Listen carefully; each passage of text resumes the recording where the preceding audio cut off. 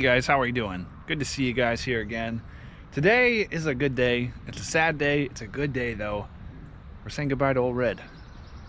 He's been a good old faithful truck for the last 3 years. And I'll show you what we're buying next. But first I want to kind of go through this truck, why I decided to go with something different, and how good of a deal this was that I couldn't pass up. So let's jump in and let's take a look. All right, so Old Red has 54,000 miles on her. By the end of the day, I got to drive an hour away, so about 80 miles or so. I'll have another 80 miles on it. So it'll be 55,000 miles that I put on this truck in 3 years' time.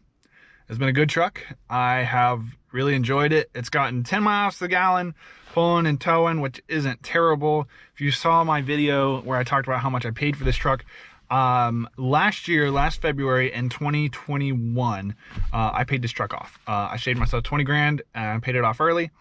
And then I've been kind of really running it hard the last year with the dump trailer and now with my new trailer and everything.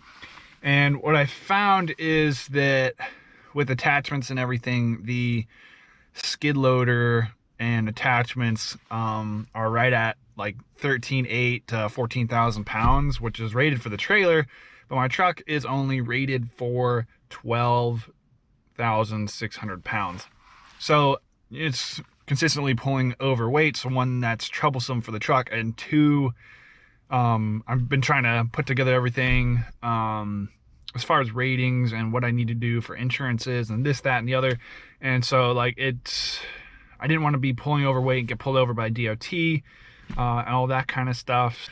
But yeah, so as soon as I got the bigger skid loader, I kind of outclassed this truck right away. Even with my excavator pulling drainage materials like my fabrics and all my tools and all my buckets and like a ton of gravel in like a bag. It's in the super sacks. It's a little heavy for the truck. It really is. Like, I'm not gonna lie. Like, I've overworked this truck for what it is. With it not being a diesel, it hasn't really had a lot of value since I really bought it. I got quotes for it. This was before I had the truck paid off. I got quotes for like 20 grand for it, $22,000. And so I've been looking at trucks, looking at F350s, looking at F550s. I went and kind of considered a new Dodge 4500, but like 70 grand for a truck. They wanted $2,000 a month. Maybe that's my credit or the amount of money I borrowed out. I have borrowed a lot of money. Like I know that. Like, that's another topic for another time. Like, if I could go back and do things differently, I wouldn't have borrowed as much money or borrowed money differently years ago.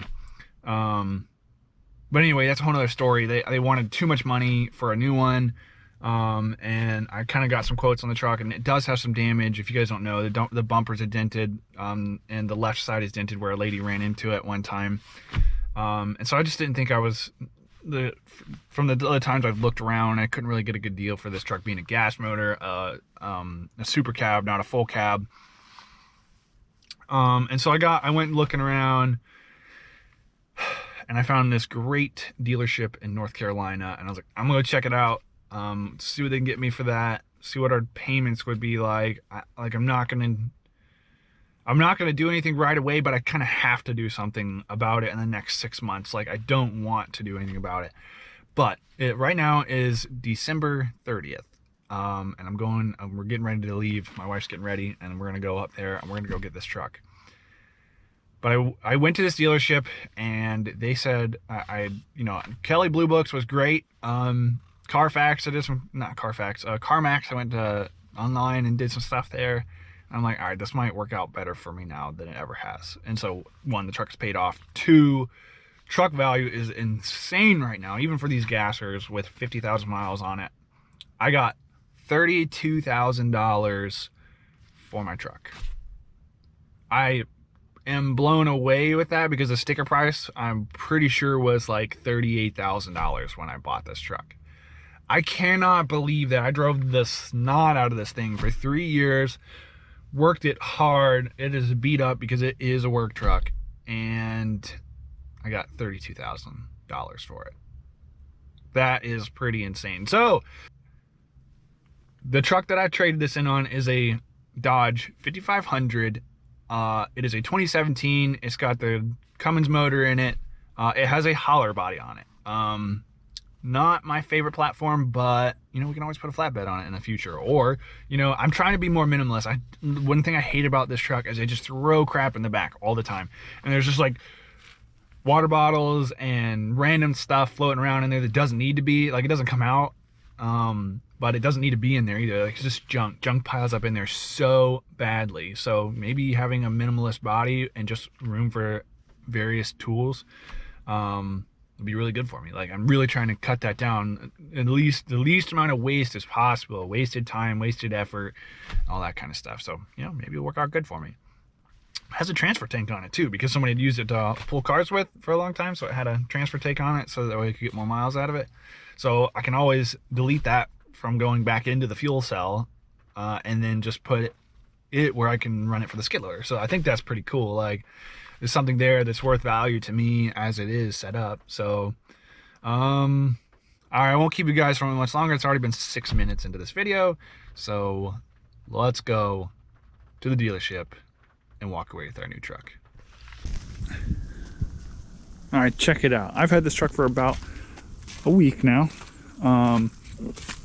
Actually almost 2 weeks now. I've been really working hard. So I really wanted to show you the job that I did with this truck the first day I got it, but I'll explain that in a minute. So it's got the black interior, leather or vinyl seats. I think it's vinyl seats, imitation leather there. It's really nice. Bluetooth, all that good stuff. Basic trim package, nothing fancy. It is dirty already, but I can't take it through a car wash. It's too wide, unless you guys know of anything in the area that would. I live in upstate South Carolina in the Greer area, so if you know anything about where I could take a truck to get it washed, really nice, whether it's drive-through or self-place, let me know, because I really don't have a place to do it here in my place. But I guess it does get dirty kind of fast. These fender flares really don't do anything to keep the dirt from coming up, so it's been rather rainy. January is usually pretty wet. So I'm gonna go over what's on the truck and kind of what my plan is for it. So it came with this fuel cell on here and these two toolboxes and this holler body, and then, you know, all the plate metal. And it's not a bad setup. It's pretty nice. I'm actually working on building a tool rack to go between the box there, and then I've got some hooks and stuff so I can put some of the toolboxes on here to make job sites efficient. And I got to make some tool racks here for my for some other tools on the trailer. And it's only 2-wheel drive. I kind of missed the 4-wheel drive. I have a problem. I might be able to fix it. I gotta spend some time doing it. I just haven't had the time. So this is where I had all my gravel dumped when I did my driveway. So the gravel is probably 4 or 5 inches thick right here. You can kind of see how rutted it is. So I'm kind of want to strip all this down, maybe 1.5 inches of gravel, and run my roller over it and see if we can get up and down this hill. But right now, because you have to go through so much loose gravel, by the time you get here, with the weight of the trailer being so far back, I don't really make it up the hill super well. Or I don't make it up the hill. I think I get right about in here. It's about as far as I've gotten. So I've been loading up here in this flatter area, but that needs a little bit of work too to make it work. So yeah, the truck is got more than enough power that I need. I have been asked on Instagram and Facebook whether I have a CDL. I do not. So I bought this truck specifically because it still comes in underneath. So the bed is rated for 11,700 pounds. That's how we made it out at the dealership. That's what was on all the paperwork. So 11,700 pounds on the bed and 14,000 on the trailer. So puts me 300 pounds under the CDL license, which works pretty good in my favor. I do have commercial insurances on this. I do have general liability, more than just a ghost policy, and workman's comp. I kind of had to do all that to be able to buy this.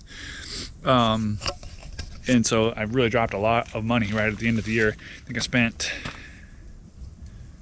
$2 grand, $3 grand just to walk away with this truck with insurances. So yeah, it hurts to do things the right way, but I don't know, I've always had ghost policies and basic policies and everything, and so I'm just trying to do things right. A good friend of mine, you know, I was talking to him, he has this Class A, but he's like, if it's under 26,000 pounds, just get a medical card, make sure all your insurance are set out. I don't have a title for that trailer, so the next thing I'm trying to do is get the title from the guy I bought that trailer from, and set the trailer up with its own insurance and everything. It's going to be expensive as well, but you know, everything's at that point, everything's covered on the road, in case of any circumstances of problems. So hopefully I'll have that done here in the next couple weeks. We'll have that done and taken care of. But the truck is really good. I really like it. It's fulfilling all its purposes. I'd like to put a dump bed on it eventually, or at least a flat bed so I can carry attachments on here easier and whatnot. But for now, we're just gonna set it up where we can get tools on here and at least be efficient on our job sites. So that's the 5500. Hope you guys enjoyed it, and we'll see you in our next video.